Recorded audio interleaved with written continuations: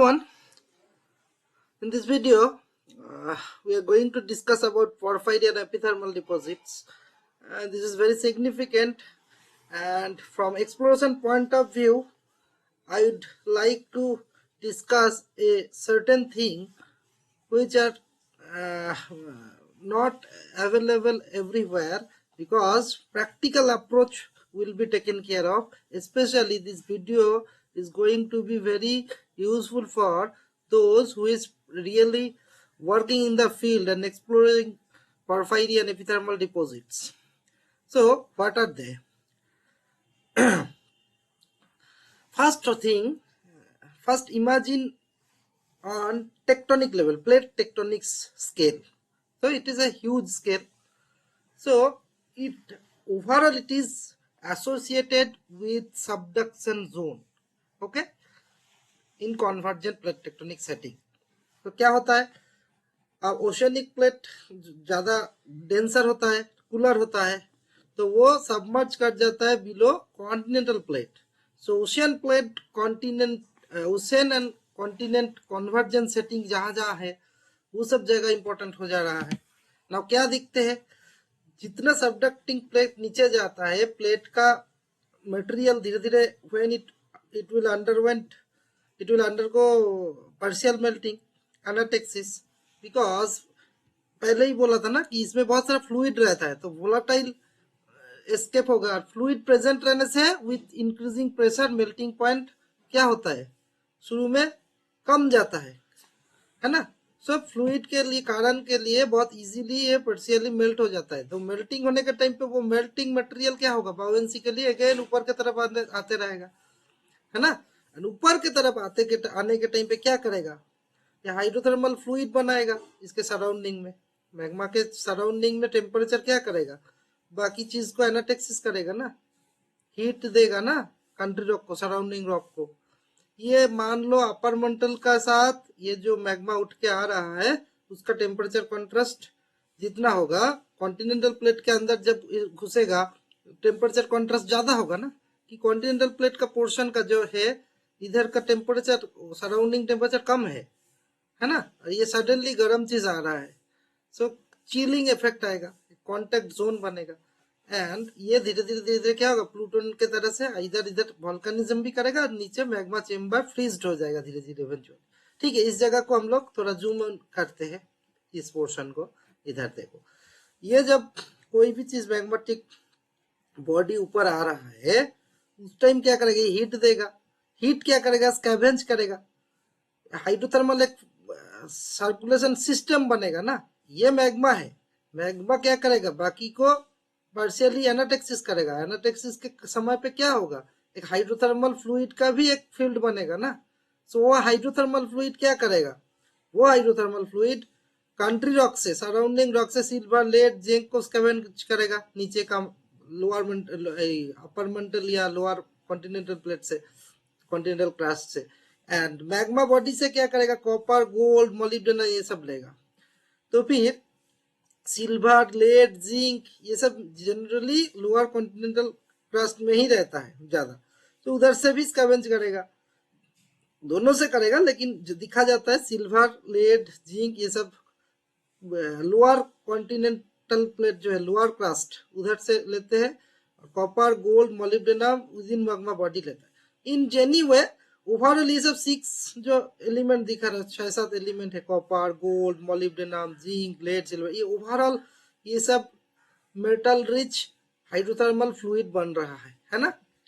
ना उसके बाद क्या होता है, इवेंचुअली ये मैग्मा बॉडी को मान लो फ्रीज हो ही गया, होने के टाइम पे क्या करेगा, ये मैग्मा बॉडी फ्रीज होने से भी इसका तो एक कॉन्ट्रास्ट तो रहेगा ना टेम्परेचर. सो ये हाइड्रोथर्मल जो फ्लूइड चारों तरफ बोल रहा था वो एसेंट वो ऊपर आना शुरू करेगा. ये तो फ्रीज हो गया, मान लो ये जहाँ पे वॉल्केनिज्म हो रहा है, जहाँ पे नहीं हो रहा है तो इधर और एक सिस्टम बन रहा है. तो ये सब प्लूटोनिक सिस्टम में क्या हो रहा है, ये देखो, ये मैग्मा एक छोटा सा स्मॉल स्केल में हीट सोर्स बन गया. सो उधर से हाइड्रोथर्मल फ्लूइड ऊपर आएगा.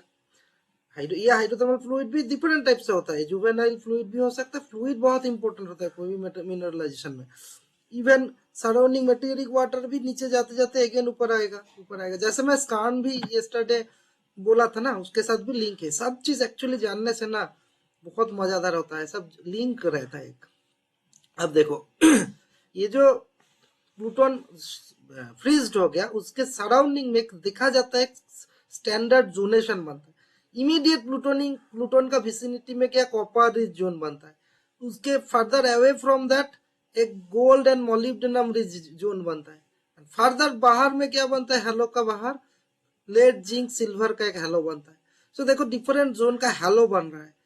सो क्या क्या एक्सप्लोरेशन, तुम बीइंग एन एक्सप्लोरेशन जियोलॉजिस्ट क्या करोगे, फर्स्ट फील्ड जाने से फर्स्ट होस्ट रॉक देखेंगे। अच्छा प्लूटोनिक रॉक, कुछ ग्रेनाइट या गैब्रो या डायोडाइट हाइपोबाइसल मान लो, तो ये सब रॉक आ गया। ये रॉक कोई कंट्री रॉक को इंक्लूड कर रहा है जिसमें देखा जा रहा है कि वो प्लूटोन के चारों तरफ में इंटेंस हाइड्रोथर्मल अल्टरेशन हुआ है, एक पर्टिकुलर अल्टरेशन हेलो बन रहा है। वो हेलो को समझने के बाद देखना है कि हेलो में कोई सिस्टमेटिक पैटर्न में copper molybdenum silver zinc lead ये सब डिस्ट्रीब्यूटेड है क्या, गोल्ड, तो वो देखने के बाद दैट मीन्स सिस्टमेटिक सैम्पलिंग करना पड़ेगा, है ना, प्लूटोनिक बॉडी का अक्रॉस में डिफरेंट ट्रैक्ट में सैम्पलिंग करके जब देखोगे ये सब वैल्यू अच्छा आ रहा है, दैट मीन्स फिर प्लॉट करो हाई वैल्यू को, कॉन्टूर बनाओ, देखो अगर जोनेशन बन रहा है दैट मीन्स ये हो सकता है most likelihood of getting porphyritic deposits. But further देखो तो फिर हर रॉक टाइप देखा, जियोकेमिकल एसोसिएशन देखा, होस्ट रॉक में साथ डिफरेंस देखो, उसके बाद फर्स्ट सभी डेटा बनाने के बाद अल्ट्रेशन हेलो बनाओ, किस टाइप का अल्ट्रेशन बन रहा है, क्या अल्ट्रेशन बन रहा है वो भी देखना चाहिए। इधर मैं क्या बोल रहा हूँ, हाइड्रोथर्मल अल्ट्रेशन जोन बोल रहा हूँ ना, इसका सराउंडिंग कैसे बनता है, देखो मैग्मा रिजर्वर से, ये तो मैग्मा फ्रीज्ड हो गया, इसको हम लोग रिजर्वर मानते हैं, तो मैग्मा तो हाई टेम्परेचर में है, तो इसके साथ जो हाइड्रोथर्मल एनवायरनमेंट बन रहा है उसमें तो एक सिस्टमेटिक पैटर्न में with decreasing with falling temperature different zone of alteration बनेगा ना, तो इमीडिएटली सामने क्या बनेगा, उसके ऊपर उसके सराउंडिंग में पोटासिक बनेगा, उसके फर्दर थोड़ा अवे में फाइलिक बनेगा, उसके ऊपर आर्जिलिक थोड़ा लो टेम्परेचर में बनेगा। पोटासिक में क्या पोटासिक रॉक रहेगा, पोटासियम रिच रॉक रहेगा ना, फाइलिक में क्या रहेगा, तो माइकेशियस मिनरल्स रहेगा ना, प्रोपाइलिटिक में ग्रीन कलर का एपिडोट वो सब रहेगा, आर्जिलिक में पूरा क्ले मिनरल रिच रहेगा। सो ये जोनेशन डिमार्केशन भी बहुत इंपॉर्टेंट हो गया। सो देखा जाता है ये पोटासिक एंड फाइलिक का जो इन बिटवीन जो जगह है ना, ऐसा सराउंडिंग ऐसा जगह पे इन जनरल देखा जाता है कि इस टाइप का पोरफाइटिक टाइप का डिपॉजिट बनता है। फर्दर देखो इसमें इसके सराउंडिंग में मैं तो जोन बनाया, लेकिन सब्सिक्वेंटली जो क्या हाइड्रोथर्मल सिस्टम क्या करेगा, ऊपर के तरफ आके वेनलेट फ्रैक्चर डिसिमिनेट होके चारों तरफ स्प्रेडेड रहेगा। सो सरफेस में तुम फील्ड कर रहे हो, इधर में जब सैंपलिंग करोगे क्या मिलेगा, थोड़ा ब्रेक्सिएटेड वेन जोन मिलेगा, इस जोन को बोला जाता है एपिथर्मल जोन, इस इधर भी मिनरलेशन मिलेगा। और आप सिंपल देखने से क्या हेलो का आउटर पार्ट है, तो इसमें कहा क्या चीज ज्यादा मिलेगा, लेड जिंक सिल्वर ये सब ज्यादा मिलेगा, है ना। एंड जितना नीचे जाओगे उतना क्या मिलेगा, कॉपर के तरफ जाओगे गोल्ड कॉपर ये सब मिलेगा। सो अगर इस सरफेस में कुछ भी नहीं मिल रहा तो जियोफिजिकल सर्वे यूज करोगे, जियोफिजिकल का electric gravity magnetic IP resistivity करने से क्या होगा, नीचे का एक सिग्नल तो मिलेगा ना, तो उससे आईपी से डिसिमिनेटेड सल्फाइड्स भी मिलता है ना, तो उससे आपको पता ही चल जाएगा कि नीचे कुछ हिडन बॉडी है जो फिगर बनेगा।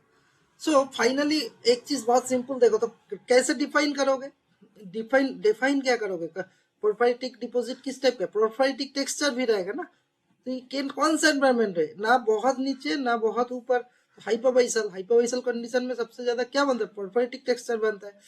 तो ये जो ग्रेनाइट होगा ना पोरफाइरी ग्रेनाइट टाइप का होगा, बहुत बड़ा बड़ा कास्ट रहेगा, जिसको क्या बोलते हैं मैट्रिक्स जेनोक्रिस्ट, है ना, ठीक है।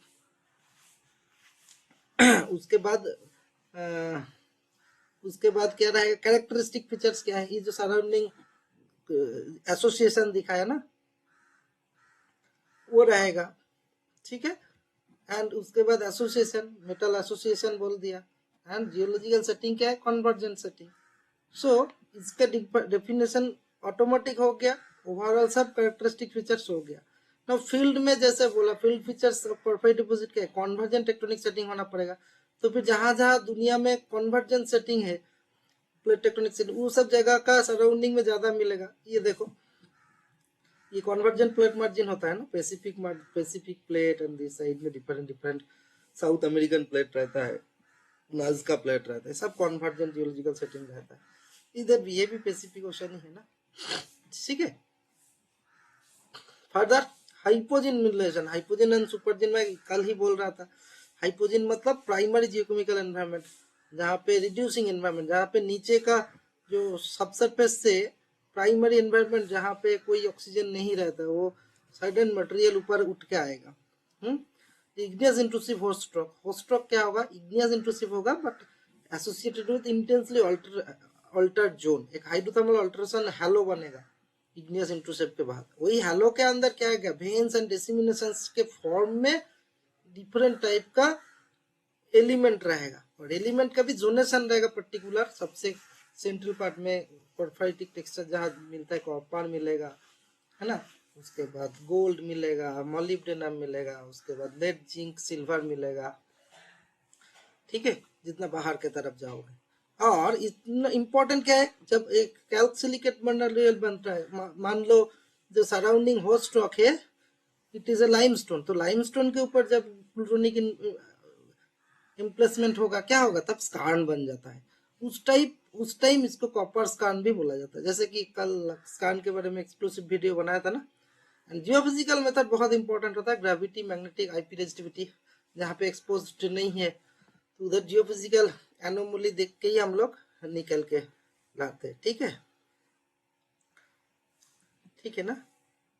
तो यही है बेसिक अबाउट पोर्फायरी डिपॉजिट। ऐसा करके हम लोग डिफरेंट टाइप का डिपॉजिट के बारे में ब्रीफली डिस्कस करेंगे ताकि आपको कॉन्सेप्ट क्लियर हो जाए। Thanks for watching, thank you, we'll assemble soon with the next very interesting video on a particular different type of deposit. Thank you.